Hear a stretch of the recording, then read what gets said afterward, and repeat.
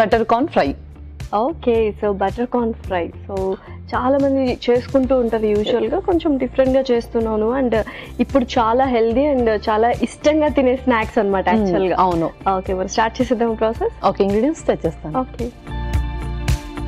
Okay last ingredients తెచ్చేసాను.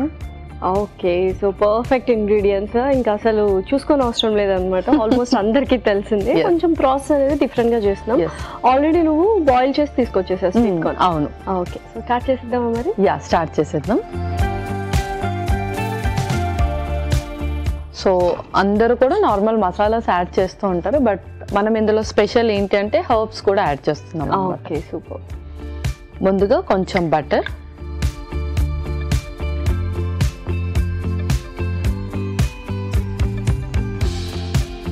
So ఎక్కువగా snacks అనేసరికి అందరు కూడా ఎక్కువ ఆయిల్ డీప్ ఫ్రై ఫుడ్స్ ఎక్కువగా ప్రిఫర్ చేస్తూ ఉంటారు.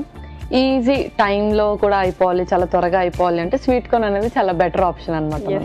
అండ్ చాలా హెల్దీ కూడా. సో ఫైబర్ కంటెంట్ ఎక్కువ ఉంటుంది. అండ్ పిల్లలు ఎస్పెషల్లీ చాలా ఇష్టంగా తింటూ ఉంటారు. అవును. So next sweet corn already boil చేసింది.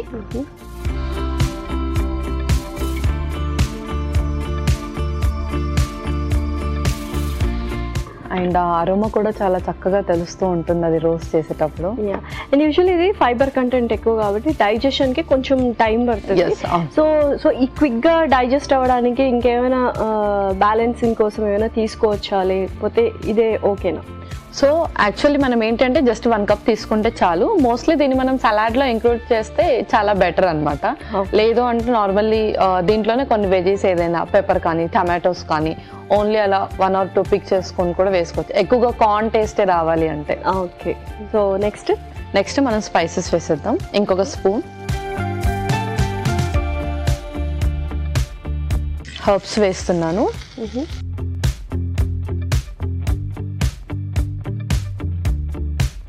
అండ్ అలాగే బ్లాక్ పెప్పర్, మిరియాల పొడి. నెక్స్ట్ సాల్ట్ కూడా కొంచెం.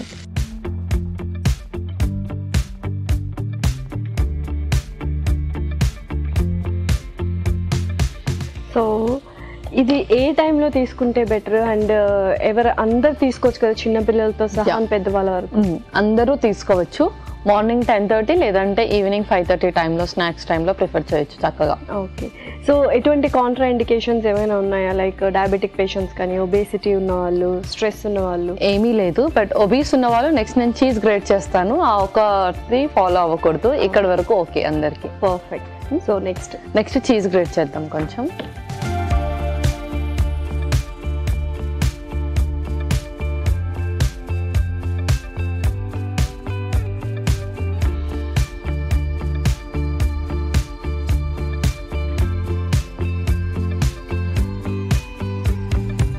సో యూజువల్గా ఫైబర్ ఫుడ్ అనేది ఎక్కువ తీసుకోవాలి అంటారు కదా, సో ఎంత క్వాంటిటీ తీసుకోవచ్చు? అంటే ఫైబర్ ఫుడ్ ఇంత తీసుకోవాలి పర్ పర్సన్ అనేది ఉంటుంది కదా, సో అది ఎలాగా? సో యాక్చువల్లీ పర్ పర్సన్కి డిఫరెంట్గా ఉంటుంది. అంటే ఈ ఏజ్ గ్రూప్ వాళ్ళకి ఎంత తీసుకోవాలి అని కాకుండా డిసార్డర్స్ బట్టి కూడా ఉంటుంది.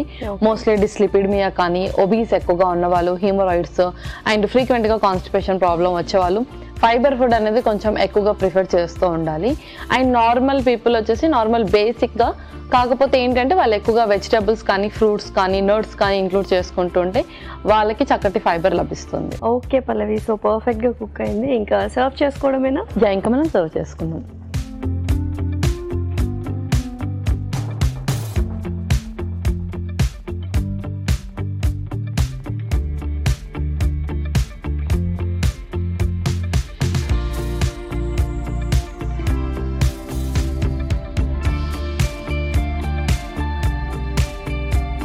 దీని మీద కూడా మనము చీజ్ గ్రేట్ చేసుకుందాము కొంచెం.